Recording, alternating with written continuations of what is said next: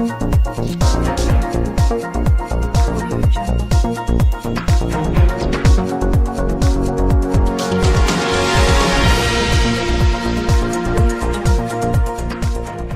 ہیں قائم مقام صدر اس وقت ان سے حلف لینے کے لیے موجود ہیں.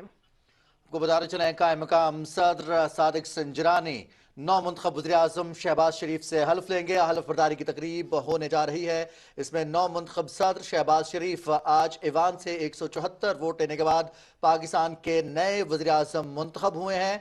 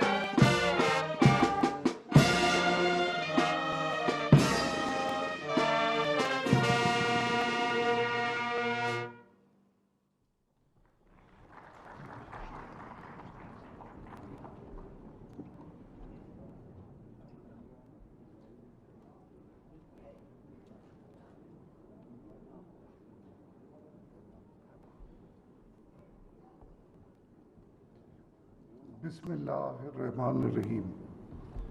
جناب چیئرمین سینٹ، آپ کی اجازت ہو تو تقریب کا آغاز کیا جائے. میں درخواست کروں گا کہ قاری ڈاکٹر اکرام الحق تلاوت قرآن کریم فرمائیں.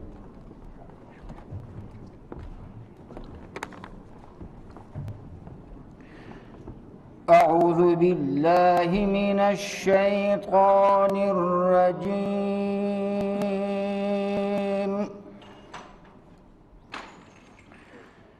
بسم اللہ الرحمن الرحیم.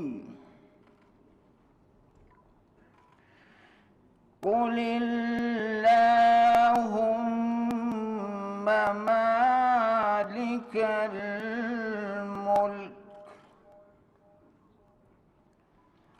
تؤتی الملک من تشاء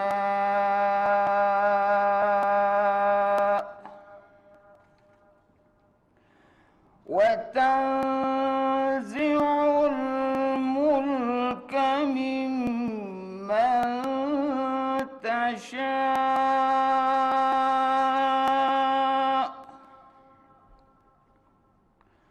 وتعز من تشاء وتذل من تشاء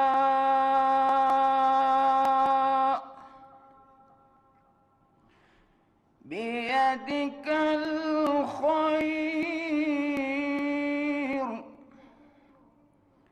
إنك على كل شيء قدير.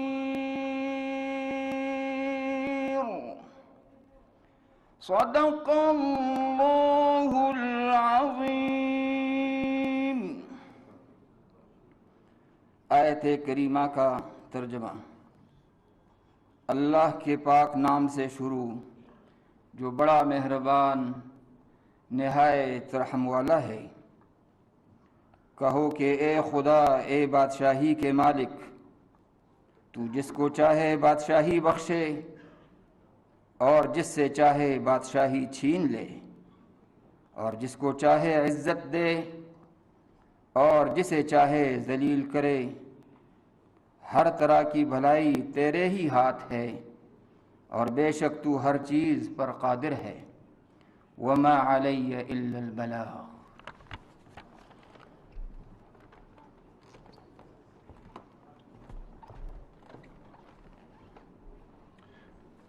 میں جناب چیئرمین سینٹ سے درخواست کرتا ہوں کہ وہ منتخب وزیر اعظم پاکستان سے ان کے عہدے کا حلف لیں۔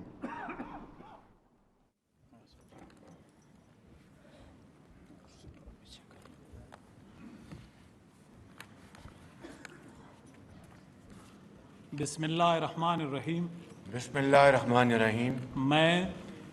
میں محمد شہباز شریف صدق کے دل سے حلف اٹھاتا ہوں صدق کے دل سے حلف اٹھاتا ہوں کہ میں مسلمان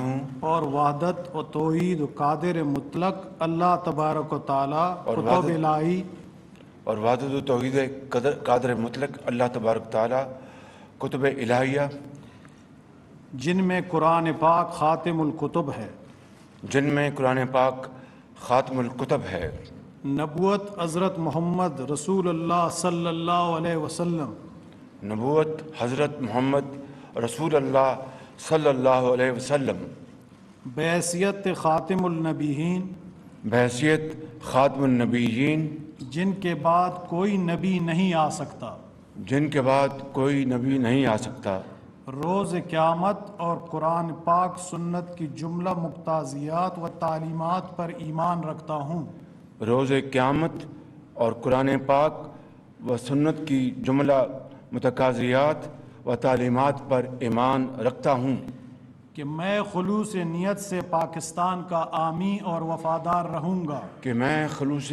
نیت سے پاکستان کا حامی اور وفادار رہوں گا، کہ بحیثیت وزیر اعظم پاکستان کہ بحیثیت وزیر اعظم پاکستان میں اپنے فرائض و کارہائے منصبی ایمانداری میں اپنے فرائض و کارہائے منصبی ایمانداری اپنی انتہائی صلاحیت اور وفاداری کے ساتھ اپنی انتہائی صلاحیت اور وفاداری کے ساتھ اسلامی جمہوریہ پاکستان کے دستور اور قانون کے مطابق اسلامی جمہوریہ پاکستان کے دستور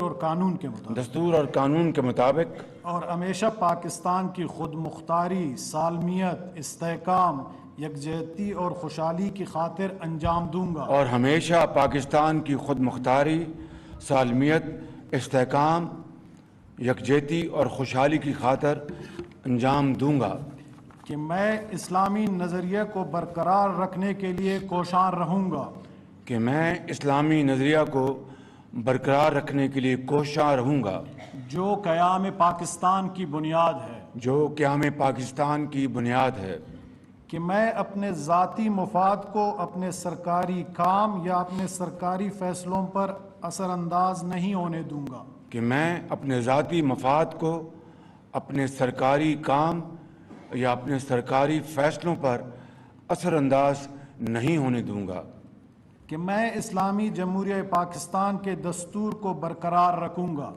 کہ میں اسلامی جمہوریہ پاکستان کے دستور کو برقرار رکھوں گا اور اس کا تحفظ اور دفاع کروں گا، اور اس کا تحفظ اور دفاع کروں گا، اور یہ کہ میں